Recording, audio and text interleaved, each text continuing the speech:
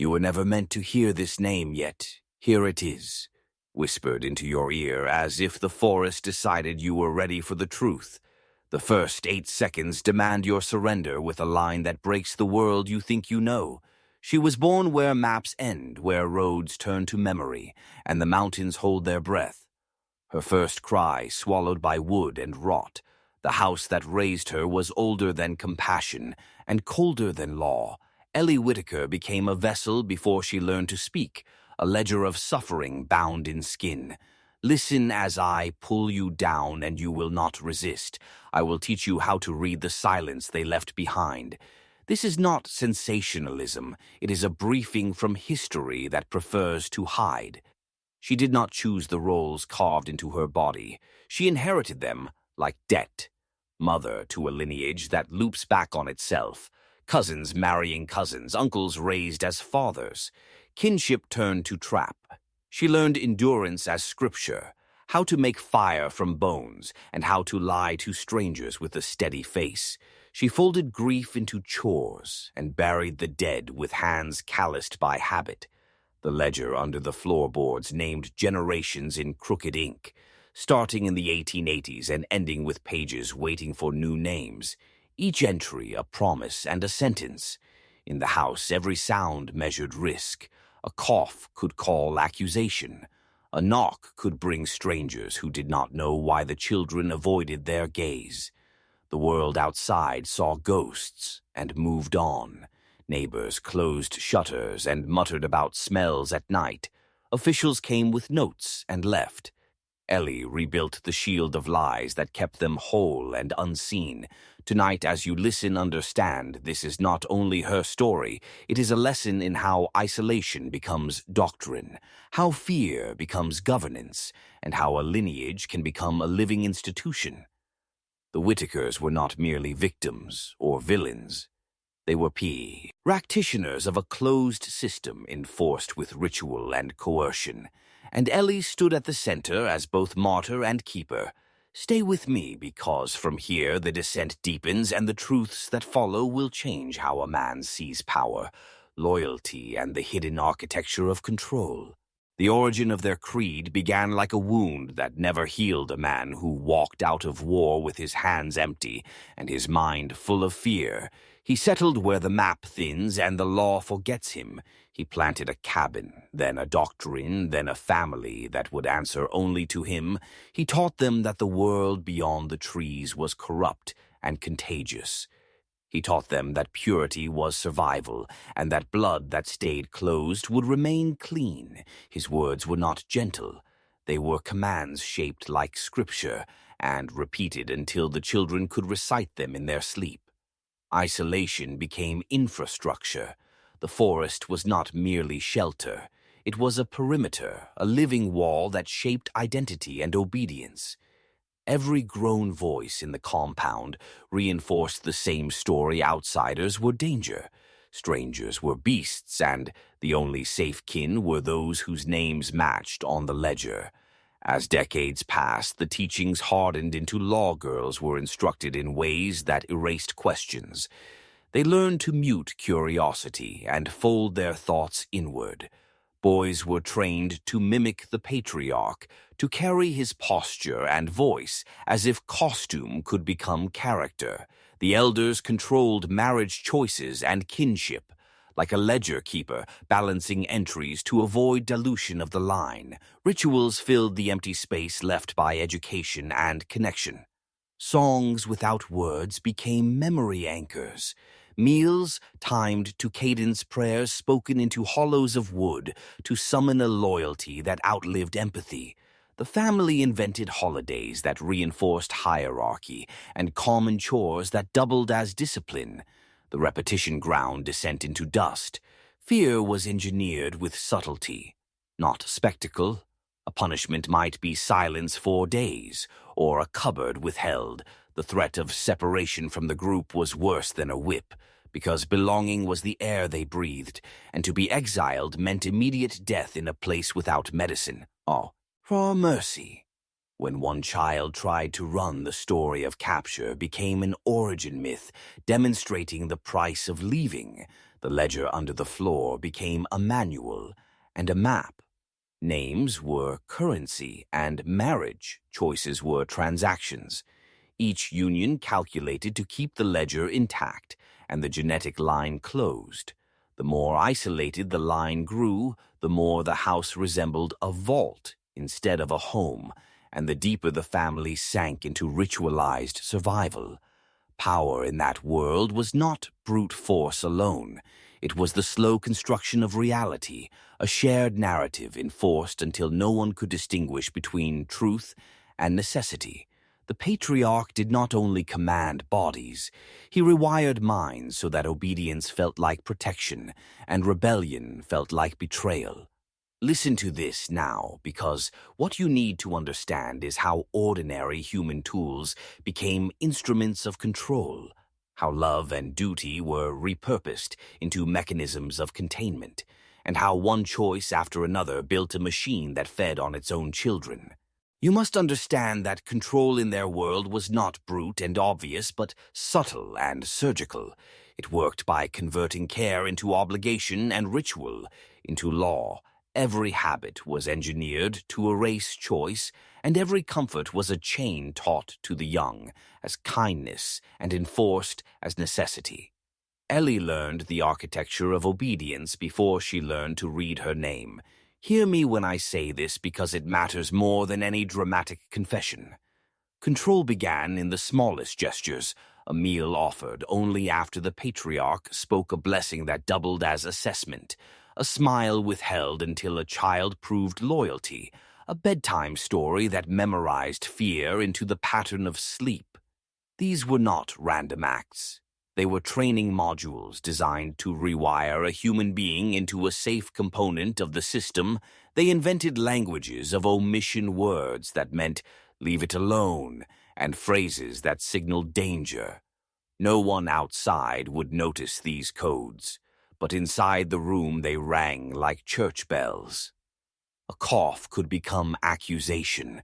A glance could mean plotting a whisper, could be invitation to punish the family, enclosed itself with vocabulary until speaking truth felt like treason and silence felt like salvation.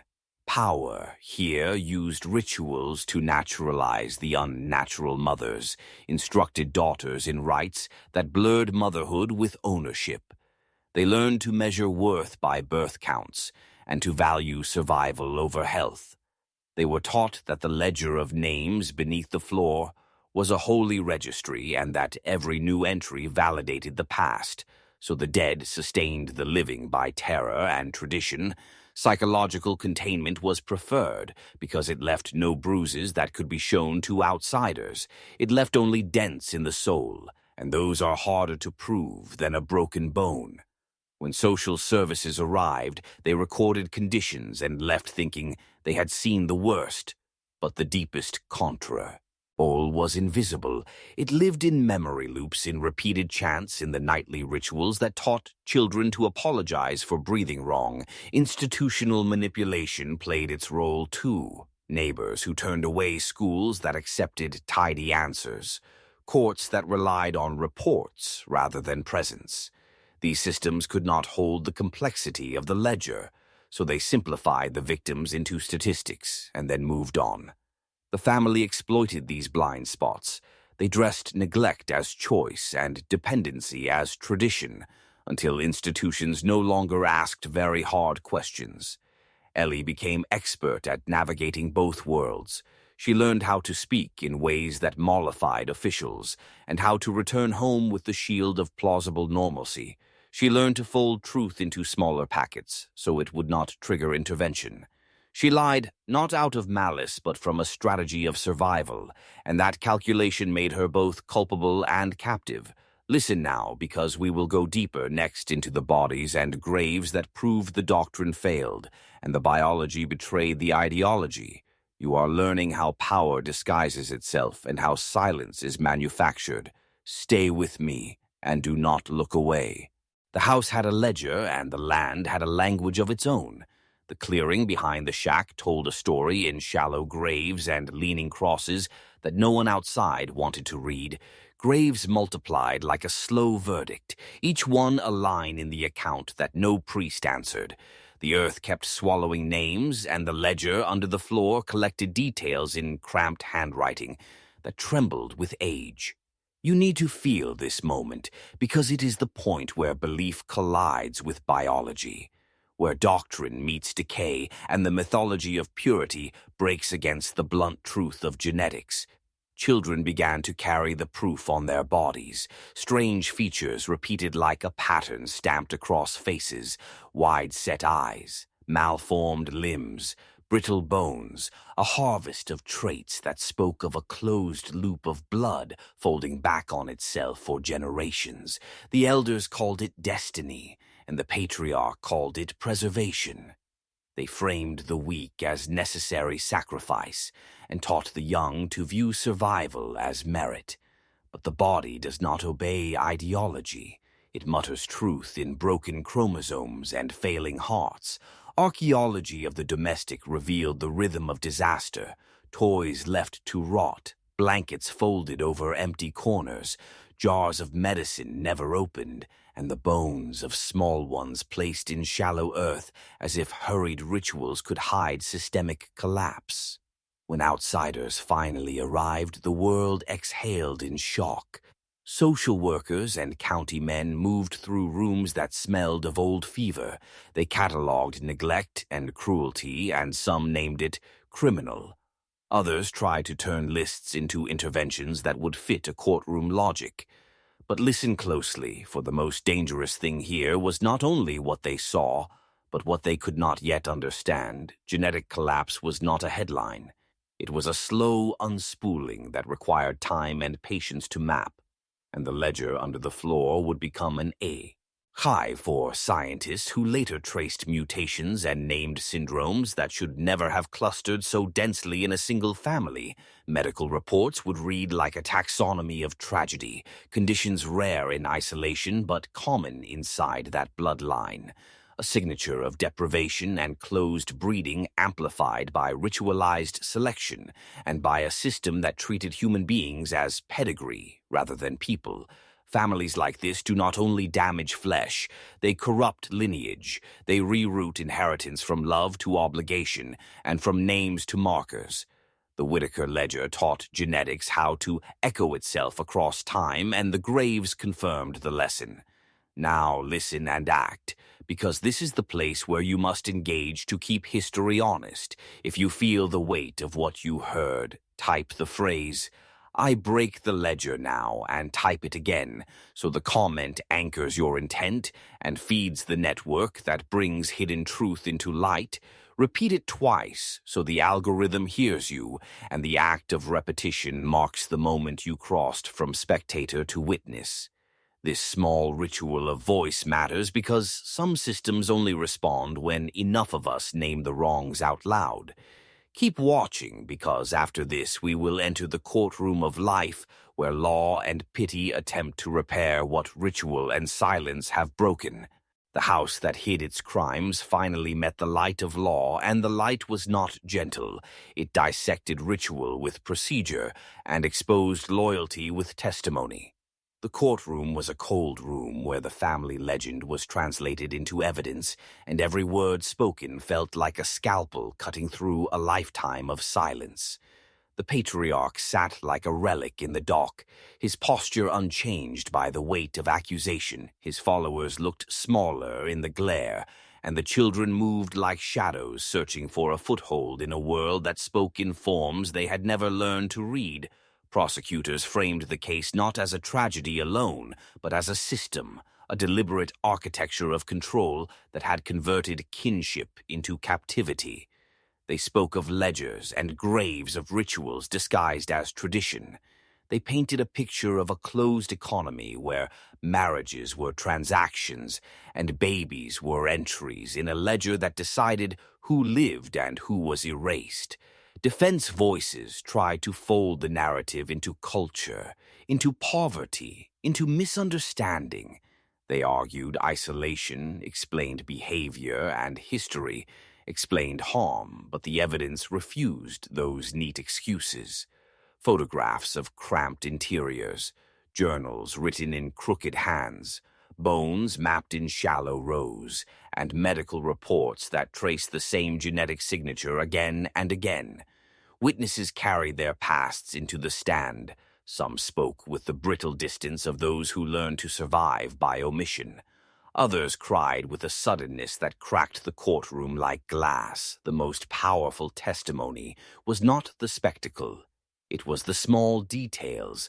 A name whispered, a ritual, described a meal schedule, narrated that, together constructed the machine that had run for generations.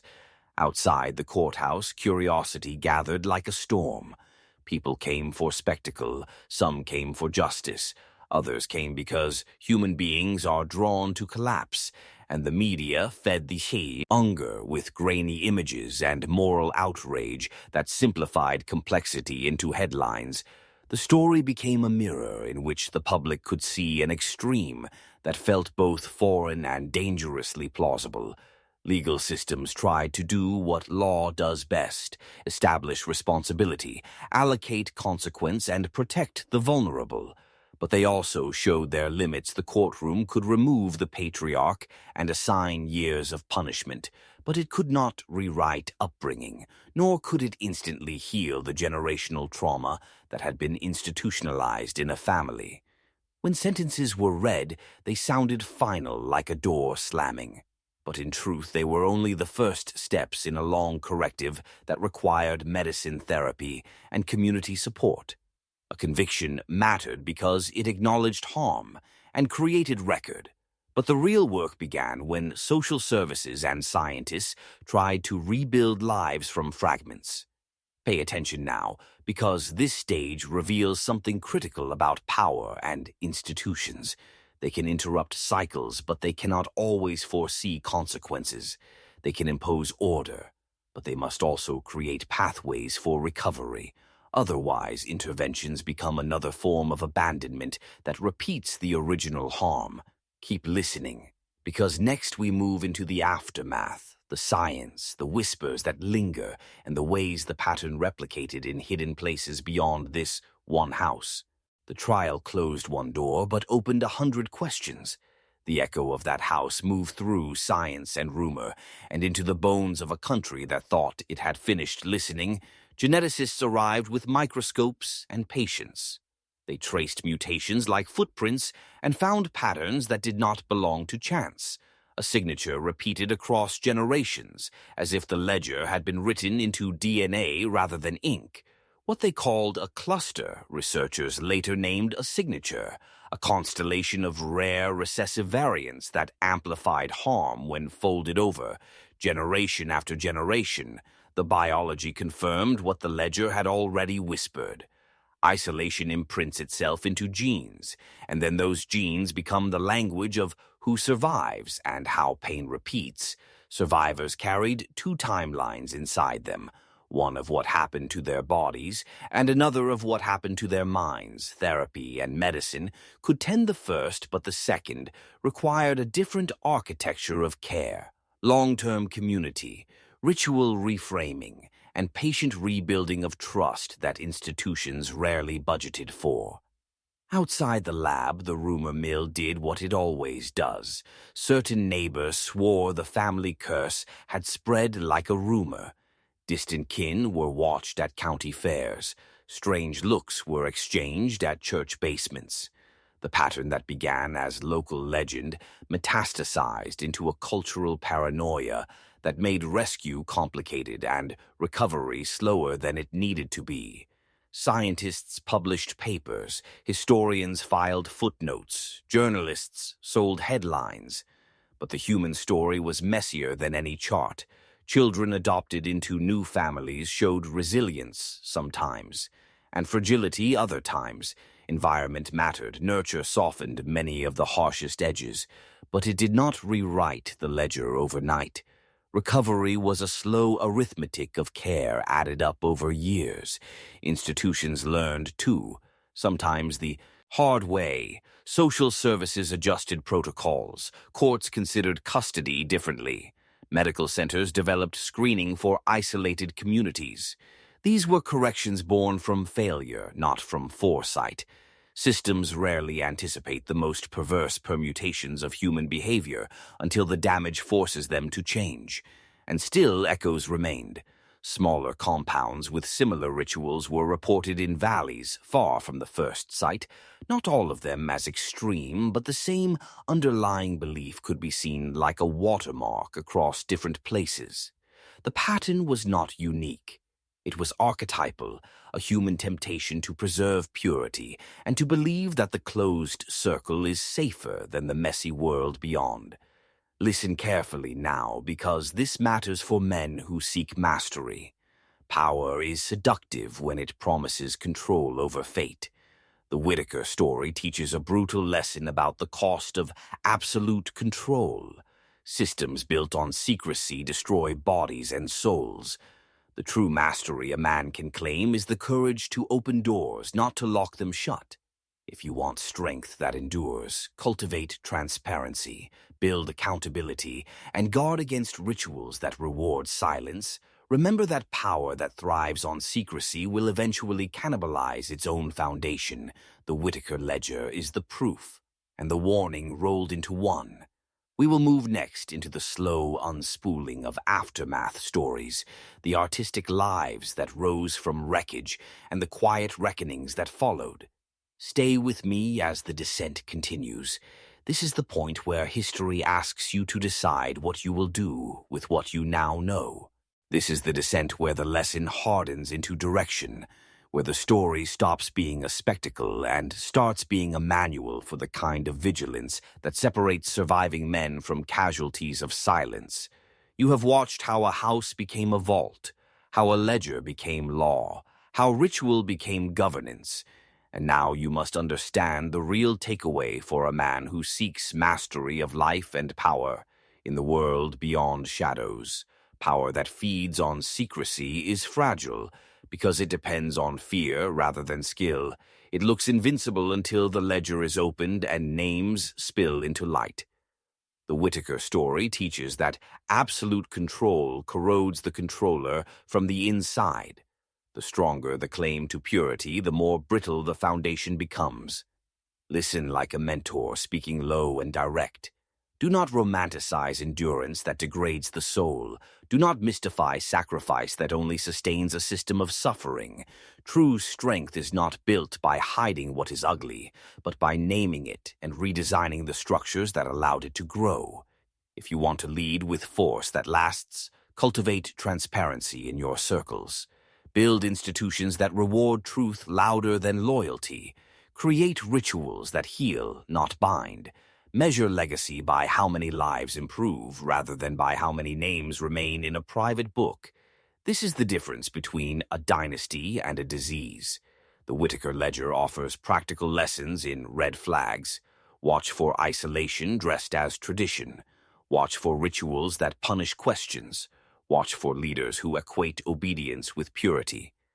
When you see these patterns, intervene early, expose quietly. Build networks that are visible and accountable, so secrecy cannot calcify into cruelty. For men who chase elite knowledge understand that power without ethics is a liability. Intelligence without empathy becomes technique for domination. Mastery requires moral architecture, so or influence multiplies in ways that do not devour the people you claim to protect. There are also survival truths for those who wish to help. When you rescue the visible body, remember to rescue the hidden memory. Long-term recovery needs care that honors identity and rewires rituals of shame into rituals of dignity. Legal action closes a door but does not rebuild the house that sheltered damage for generations. The work after conviction is therapy, education, economic support, and cultural reintegration that must be sustained for years, not weeks. And finally, know this. Darkness is not exotic. It is domestic. It thrives where attention fades. It grows in places the world chooses to ignore. So your duty is not only to watch the spectacular collapse, but to patrol the ordinary edges where small neglect becomes structural harm over decades. You have been given dangerous knowledge, because dangerous knowledge requires responsibility. If you carry power, carry accountability. If you see a ledger, burn it with testimony. If you feel the pull to protect secrecy, remember what it consumes. This story ends on a warning, not a conclusion. The pattern will repeat where silence is honored more than truth. The choice is yours to be the man who opens doors or the man who seals them. Choose accordingly and do not be fooled by rituals that promise purity at the cost of humanity.